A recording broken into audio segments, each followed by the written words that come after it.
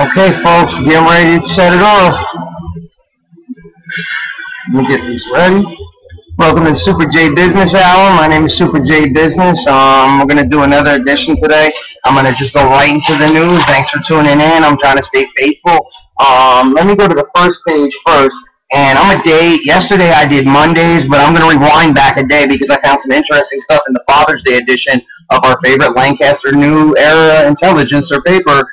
June 19th, 2011. It's the Sunday newspaper. So once again, here we are. Now see that front page story? It says hitching up buggy and ... Facebook.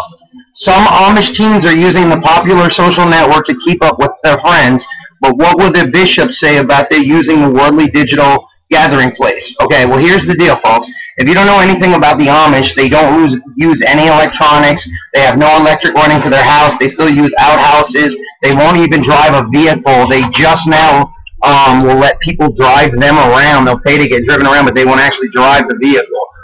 So what we're getting to here is, we have very few organizations or families or religions that in this country of the United States that still preserve something as faithfully and solid as the Amish do. Not that I live my life like that and I didn't grow up like that, but I respect them so much for the hard work that they put in and the way that they do things differently and stick to their roots, And now you got their kids, chasing after Facebook because this is what we publicize in America, and I'm sorry, frankly, it's horrible. Like, they're just, dragged into our madness too, and it just really, the only reason I'm bringing that article up in general was just to show that, we even got the Amish, getting stuck on Facebook now and trying to hide it from their community, and the kids are getting on it. And you know why? Because everyone else wants to be on Facebook, and you have to be on Facebook. Well, guess what, folks? I canceled my account. I don't have Facebook. They won't track me through it. I'm just not beat. And by the way, check out a new search engine. I don't use Google anymore. IXQUICK search engine. iQuick search engine. Just research it. It's the world's most private search engine. They don't monitor everything you do. All right, we're going to jump right into the news, folks. Here we go. Like I said, this is for June 19th, 2011. And I happen to notice a quick story. New online service could be doomed. There's this entrepreneur named Michael Robertson, and he just launched his own economic stimulus program. He's going to provide jobs for a lot of lawyers. In other words, they're going to sue his butt. What he does is you can link up and go through another server. So if you own a CD, let's say you own the new Lil Wayne album or you own the Beatles' White Album, as long as you own that album and put it in and you go to this website, I guess it understands that you bought it, so you own it, so it goes to somebody else's server, I guess the Beatles or whoever, and you can listen to it live online because in actuality you have already paid for it, so you can stream it live to you, but they're not going to let that go because God forbid there's any freedom on the internet. They're already trying to kill it as it is. But let's jump to the real important stuff. This is the technology section of the newspaper, and what I noticed right now is it says, for a tech pioneer, 100 years of think. Okay, IBM, folks, IBM, here we go. IBM hits the century mark. Google, Apple, and Facebook get all the attention, but the forgettable everyday tasks of technology, like saving a file on your laptop, swiping your ATM card to get $40, scanning a gallon of milk at the checkout line, that's all IBM. International Business Machines, that's what IBM stands for, turns 100 on Thursday without much more fanfare. But its much younger competitors owe a lot to Big Blue. After all, where would Groupon be without the supermarket barcode or Google without the mainframe computer? They were all kind of like a cornerstone of that whole enterprise that has become the heart of the computer industry in the U.S., okay? Then it also goes on to say IBM dates to June, I'm going to skip around the article. IBM dates to June 16, 1911. That's when they started, when three companies that made scales, punch clocks for work and other machines merged to form the Computing, Tabulating, Recording Company. The modern-day name followed in 1924 with a plant in Endicott, New York. The new businesses also made cheese slicers and, significantly for its future, machines that read data stored on punch cards. Pay attention here, folks. Here we go. By the 1930s, IBM cards were keeping track of 26 million Americans for the newly launched Social Security program. Folks, check into Social Security why they have attached a number to your person. You're the debt. In other words, for every dollar that's printed at the Federal Reserve, that crooked place that gives us our money for no reason and we keep borrowing from them, there's $1 of debt. Guess what their collateral is? You. That's what Social Security is. You're the collateral to pay that debt. So you figure out what that means. It means you're a slave. Anyway, let's keep going real quick. We're going to jump down. The force behind IBM's early growth was Thomas J. Watson, a demanding boss with exacting standards for everything from office wear. He made you wear white shirts and ties, to creativity. His slogan was think.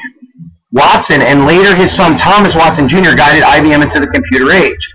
Now, Watson Jr., listen to this, its machines were used to calculate everything from banking transactions to space shots. As the company swelled after World War II, IBM threw its considerable resources at research to maintain its dominance in the market for mainframes, the hulking computers that power whole offices. Here we go, folks. Now, they just went and said that somewhere in the 1930s during World War II, they made a lot of money, they got huge, and this is how they were able to start really researching and making computers that eventually were in every office in the United States. But how did they make that money during World War II? What would IBM, how would they make money? Do some homework, folks. They went to Germany and supplied all of the computers that read the tattoos on all the Jewish people that they were slaughtering and had no problem doing it. Yeah, Watson Jr., the kid's son, and the father, they had no problem bringing their equipment to Germany and making sure that they systematically killed whatever millions of Jewish people. So they took place in that, and that's where they made all their money from. Do your homework. It's sickening, folks. And they don't mention that in the article. You notice how they leave that out, the most important part of where IBM got popular and made their money. And then I happen to notice under the picture, if you look closely, you can look at it later, it goes on to say a worker installs monitors at the IBM booth at the Sabet Fair, and guess where, folks? Hanover, Germany. In this February 21st, 2000 file photo. In a somewhat earlier updated photo, a dog sits on the company scale. It's a little dog in the corner, and it shows them that's back when they started. How cute that they killed all these Jewish people and slaughtered them, and they helped by making sure that all of them had a number tattooed on their arm so they could feed it into the machine. And they would say, oh, this one can last for another 10 years working. Oh no, she's ready to be killed. You can take her to the ovens. Yeah, that's really nice. Thanks, IBM. So very nice of you. Okay, and we're going to jump to another article, folks. This one is in the editorial section of the same day, June 19, 2011. It says, owned by the unions. Who's owned by the unions? Obama. Democrats lean to where they find votes and money. No shit. Yeah, we knew that. That's it, folks. They get paid. These people, they're puppets. They don't care. Look, they even make a stupid cartoon about them. See that? And it goes on, it says, under Barack Obama, our economy is struggling, unemployment remains high, and we're deeper in debt. But all things considered, he's looking pretty good. Okay, look, folks, listen, I am a mental midget compared to most, and I don't see how he's doing good at all. Unless I'm completely out of my mind, and I just started doing this research, and common sense, I know already that this guy is an animal. He's a puppet. There's no Democratic and Republic. That's a game. Like I told you in my other video, it's like WWF. Macho Man and Hulk Hogan would beat the crap out of each other, and later that night would go out with their families and have dinner together. It's entertainment. Well, this isn't entertainment. These are the global banking elite that own our presidents and own both Democrats and Republicans behind closed doors.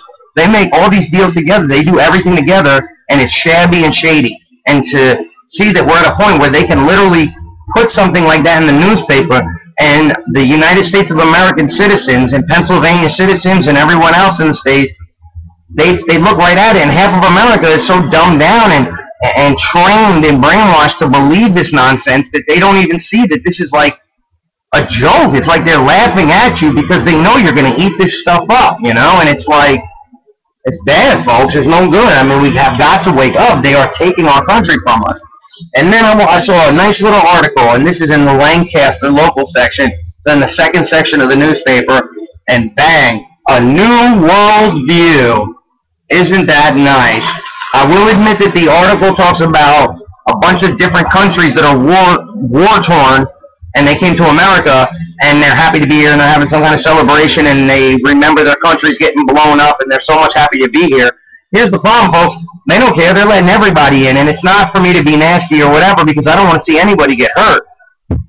or families get hurt or anything like that. But the point of the story is that, you know, they don't care. They're opening the borders wide up. How do you think a new world view is going to come into play? They're going to make a new world currency, and they want a new world order. You always hear this from all these presidents, and you hear them always talking about new world order. Folks, you better check into the new world order. The new world order makes you a slave, takes everything you have, and you're screwed. Now, there was another article in the paper, and I was really trying to find it because it was very important to me. It basically went on to say that there's no more middle class. In fact, the middle class has been cut out completely. And you know what, folks? That's the plan. That is the plan. Here we go. Ready? And this is on the P section of Perspective on June 19, 2011. Right there. The end of the middle class. And then, of course, war on women, because we don't have enough problems. We're not killing enough people over in the other places. And it goes on to say that I want to start this week with a few lines from Michelle Hudson, president of the Institute for the Study of Long-Term Economic Trends, a Wall Street financial analyst, our favorite place, Wall Street. And basically what's happening is that there is no middle class. They don't want middle class. They never wanted middle class. See, this is what's confusing. The middle class think they're part of the elite. They think they're the ones that are going to be part of the new plan, the new world order, but they're not going to be. They're just as much in the dump as we're going to be. It's going to be about slaving you. It's going to be about taking away every freedom you ever had, folks. Listen, let me explain something to you. This right here is something that everybody in the household should have, right? Every American, read what the Founding Fathers talked about. You need to protect your family. And listen what, I think it was Thomas Jefferson, he said you need to own one of these, not only to protect against enemies, but to also protect against a government that could become tyrannical. See, they don't want you to know the stuff that our Founding Fathers talked about because they knew what was going to happen. They knew that there was always a threat of these rich people getting to our government and eventually taking over behind the scenes. And they're burying us, folks, and they're doing it on purpose. Like I said, this is a standard .40 caliber issued. Every police officer in the area has one. This is standard for them, you know, and that's why I have one to protect my family in case anything ever happens. And just in case, I got backup Betty, .45 caliber, which we got yesterday. Beautiful piece. It's a little bit bigger than this one, you know. Look like I'm in the Matrix, but you know, it's not for games or fun or to be cool or two-pack. This is about protecting your family, about upholding the Constitution, which says in the Second Amendment that you have the right to protect your family and bear arms. You have the right to bear arms. They can manipulate and turn it around any way you want, but they go into full discussion and describe. All you have to do is look up Founding Fathers quotes on the First Amendment, on the Second Amendment. Go to Astonisher1 on their YouTube channel, ASTOINSHER1, Astonisher1, and look at him or her playlist. And they have a thing called Founding Fathers. It was excellent. It's all quotes from our Founding Fathers, and they thought that they said guns were next to godliness because it's guns that don't kill people. It's people that kill people, and it's like you have to have that to protect, and even just to say, look, this is my right as a United States American citizen, and that's what the problem is. Everyone's laying down. And here's another quote. They said you can't give up your security or your liberty for security. You can't give up your freedom and liberty for security. So in other words, they blow up the Trade Center and then they say, oh, please, here, take our guns, take all our freedoms, but just protect us, keep us safe. You know what they said? Those that would give up liberty for security will probably lose both. That's right. You'll lose your freedom and your security. You'll be... Folks, this is all in action. It's happening. It's getting at a very scary, progressive speed. I want you to go to Infowars.com. We're running out of time here. We're down to the last minute. Infowars.com, Prison Planet TV. Look up Alex Jones on YouTube. They're trying to set off World War III. They're coming after us, folks. I might do a special alert video today just because I want a little infomercial out, but it's on something else. There's the news for today. Thanks for tuning in to Super J Business. Subscribe to my channel. Send this to everyone if you like it. We got to get the word out. The more you guys help me, the more I can put out, the more time I can dedicate to this. If you want to contact me directly, jbuzy515@gmail.com. jbuzy515@gmail.com. Peace. Be good. Fight the war, man. Fight the war. Stay positive, folks. Stay positive.